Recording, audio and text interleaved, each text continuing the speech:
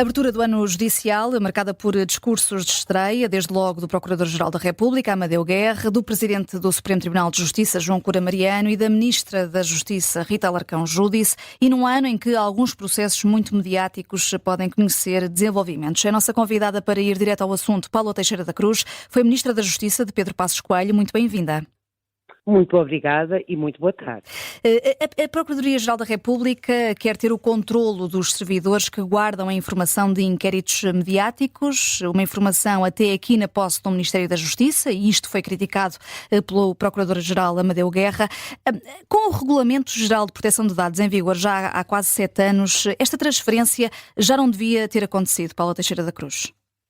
Bom, seja-me permitido dizer em primeiro lugar que eu creio que foi um dia bom para a justiça em geral.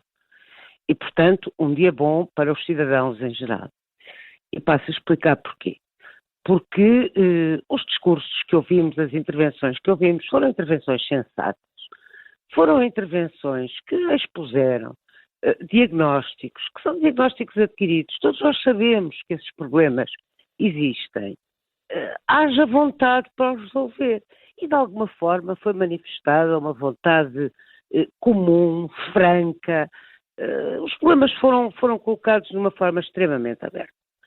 Indo à questão concreta que me coloca, os sistemas informáticos têm sido geridos pelo Instituto de Gestão Financeira do Ministério da Justiça por razões de operacionalidade, basicamente, e de interoperabilidade entre os vários sistemas.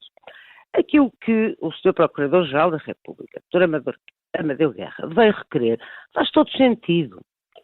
É claro que faz todo sentido, numa lógica até de autorresponsabilização de cada operador, digamos, de cada profissão jurídica em função das suas atividades e das suas responsabilidades. Para mim faz todo sentido. Aliás, quando estive no Ministério da Justiça, tentei, quer a nível financeiro, quer a nível de meios, tanto quanto possível, efetuar as transferências para os órgãos de gestão das magistraturas daquilo que lhes competia, no fundo, sobre os quais lhes competia a vigilância e a sua manutenção e, mais do que isso, o seu uso. Faz todo sentido, na minha opinião. Paula Teixeira da Cruz, há pouco dizia que foi um dia bom pelos discursos que foram feitos, que foram realistas, digamos assim. Esta mudança de ciclo de que também falava o Presidente da República, porque há novas lideranças nas principais entidades da Justiça, no Supremo Tribunal de Justiça, na Procuradoria, a própria Ministra da Justiça é uma ministra que no ano passado não estava ainda em funções. Isto pode contribuir e ajudar a que essas mudanças necessárias na Justiça se ocorram mais rapidamente? Bom, eu diria que passou um clima de bom senso e de realismo. E, por outro lado, um clima de absoluta necessidade. E eu diria que a necessidade ajuda muito, não é? Há aquela célebre expressão popular, necessidade aguçou o engenho. E, de facto, há uma exigência comunitária, há uma exigência de cidadania, de funcionamento da justiça. E os atuais titulares de cargos, quer políticos, quer dos cargos cimeiros do sistema judiciário, manifestaram em conjunto uma vontade de colaborar. Não assistimos a discursos radicalizados e muito reivindicativos em termos corporativos. Não foi isso que assistimos. Assistimos a uma vontade de conjugação de esforços para a materialização da justiça, para resolver os problemas que estão diagnosticados, que nós sabemos que existem, sabemos quais são e que não implicam, e essa foi outra tónica, nenhuma reforma profundíssima, não é disso que estamos a tratar. Temos que ir às disfunções, temos que acudir àquilo que nós sabemos que funciona mal, porque muitas das soluções já estão consagradas na lei. aquelas que o tempo tornou necessário, quer em função do desuso, por terem ficado obsoletas, por se terem revelado soluções menos adequadas ou algumas completamente adequadas, com certeza que deve ser corrigido. Nesse sentido, Paula Teixeira da Cruz, o encontro que foi anunciado pelo Presidente da Assembleia da República, José Pedro Aguiar Branco, com os principais agentes da Justiça e os grupos parlamentares na Assembleia no início de fevereiro, pode ser um caminho para ir resolvendo esses problemas? Eu diria que esse é um caminho de conjugação de esforços. É sempre bom haver instâncias onde as várias profissões do judiciário e os vários responsáveis do poder político, do poder legislativo, possam concertar as suas posições. Eu falaria até na necessidade de uma espécie de concertação social na área da justiça. É mesmo disso que se trata. E esse sentimento parece-me que perpassou. Não foi mais um ano, uma abertura de ano judicial, em que cada um falou para as respectivas corporações, não. Houve ali uma vontade muito clara de uma concertação social no judiciário com o político. Isso é importante, é preciso que... E o que é que acha que presidiu à mudança dos discursos nesta cerimónia? Por um lado, algum realismo e, por outro lado, os discursos foram discursos muito realistas. O discurso do Presidente do Supremo, aliás, com uma nota na defesa dos direitos dos cidadãos, que foi muito importante, não apenas virado para as necessidades das magistraturas, mas, no fundo, fazendo uma referência a toda a problemática de que era necessário garantir os direitos, liberdades e garantias. Portanto, as soluções a encontrar para os problemas da justiça não podem sacrificar esses direitos, liberdades e garantias. Não confundir com o abuso de direitos, como o próprio nome indica, é outra questão. Os discursos que vimos foram, de facto, discursos no sentido de, bom, há aqui um conjunto de problemas identificados, ou nos descredibilizamos todos, e aí sim vai colocar-se um problema de refundação do sistema, e aqui estou a falar do sistema judiciário, ou, estando o nosso sistema certo nos nossos princípios fundamentais, vamos lá tratar das feridas. E foi isso que eu já ouvi e foi isso que eu penso que é importante. E estando este governo com 9 meses de funções já, era de encontrar nesta altura o setor da justiça mais pacificado? Eu pergunto-lhe isto porque a cerimónia ficou marcada também por protestos à porta dos oficiais de justiça e dos funcionários judiciais, apesar de estes últimos até terem chegado a um acordo com o governo em junho do ano passado. Bom, eu diria que os oficiais de justiça marcaram a sua posição e fizeram de uma forma elevada. Fizeram de uma forma elevada, foi uma manifestação silenciosa, foi uma manifestação demonstrando respeito pelas necessidades do cidadão.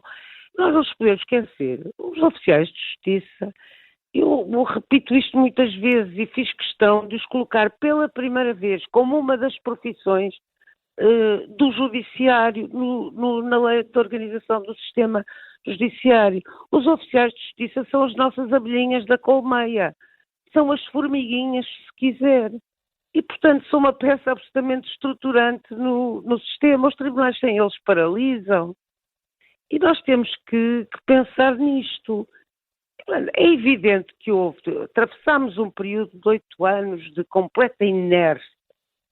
Mesmo os sistemas que existiam para acudir a problemas que o sistema judiciário viesse revelando, nunca foram postos em execução. Paralisaram-se concursos. Foi como se a justiça fosse ela própria uma não existência. E, portanto, esta insatisfação de cidadania que se tem feito sentir e de que se tem dado eco no espaço público contribui para esta conjugação de vontades e contribui para que se encontrem mesmo soluções. Os problemas estão diagnosticados, há muitas soluções que já constam da lei não são aplicadas. Por exemplo, eu quando ouço falar na morosidade da justiça, não deixa de me incomodar profundamente que a nossa lei já contém, a lei de organização do sistema judiciário, a válvula de segurança para combater a demora, e ao prever, em 2 artigos, 90 e 91, que de 3 em 3 anos devem ser fixados os objetivos dos tribunais. Isto é, que número de processos é que os tribunais devem ter que resolver por comarca? Quantos divórcios, quantas recuperações de empresas, quantos processos envolvendo menores, quantos inventários, quantos processos de crime em função do tipo de crime. Depois, todos os anos, isso deve ser revisto, esses objetivos devem ser revistos e monitorizados de 3 em 3 meses. Ora, isso permitiria detectar imediatamente, comarca por comarca, onde é que há atrasos e acudir através até de equipas de juízes, como se fez já para a recuperação de dependências em variadíssimas situações. Isso nunca teve execução e está em vigor há 10 anos. Portanto, Também o combate. A questão não é de legislação, é sobretudo de saber aplicar aquilo que já está contemplado na lei. Ora bem, mas nós temos, de facto, o sistema judicial é muitas vezes acusado de ser um sistema opaco e sem escrutínio. Aliás, isso esteve muito, muito presente naquela iniciativa, que para mim é justamente, pobre, e teria outros adjetivos, mas não cabe agora falar nisso. Presente no chamado manifesto dos 50, que se esqueceram completamente que o sistema contém formas de escrutínio, que são os conselhos consultivos, estão previstos na Lei de Organização Judiciária, em que o cidadão pode confrontar o órgão de gestão da comarca, isto é, o juiz presidente, o coordenador, procurador, o administrador judiciário, com concretos atrasos que existam num determinado tribunal. Isto está em vigor há 10 anos, está a funcionar? Não. E, portanto, estes discursos do ano judicial foram marcados, de facto, por discursos mais realistas. Paulo Teixeira da Cruz, mas muitas vezes os atrasos verificam-se antes dos processos chegarem a tribunal. Destes casos mais mediáticos que agora, em princípio, este ano começarão os julgamentos, provavelmente, o problema está antes da chegada aos tribunais. Mas mesmo nesses casos, vamos lá ver então de que é que estamos a tratar. Então vamos um. Está-me a falar provavelmente... Isso não temos tempo para ir a um, mas sim, estou a falar do caso Marquês, estou a falar destes casos de que ouvimos falar todos os dias e que se arrastam há anos. Chamados megaprocessos. Certo. Ora bem, o que é que, mais uma vez, a legislação acautela, a prática é que foi má. Porque o que é que se passa com isto? Em regra, a um crime corresponde a um processo. Eu estou a facilitar agora e a expor em termos que todos nos possam entender. Em regra, a um crime corresponde a um processo. A regra não é a junção dos processos. Nós já temos isso previsto no nosso Código de Processo Penal, é assim. E no nosso Código Penal. Depois, em termos de quem faz a gestão, pode entender acumular um conjunto de crimes.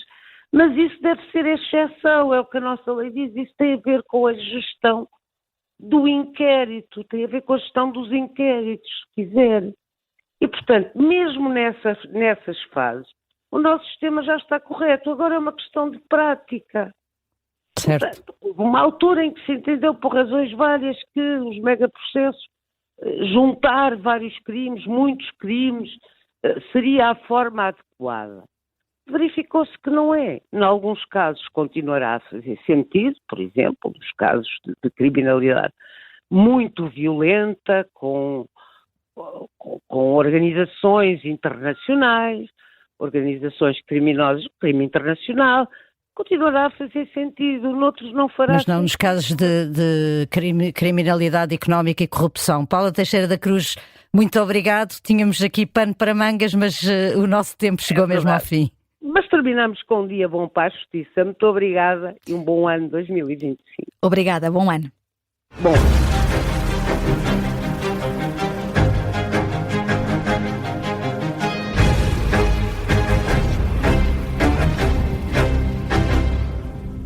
Se gostar deste podcast, pode seguir, dar 5 estrelas e comentar o episódio na Apple Podcasts ou no Spotify.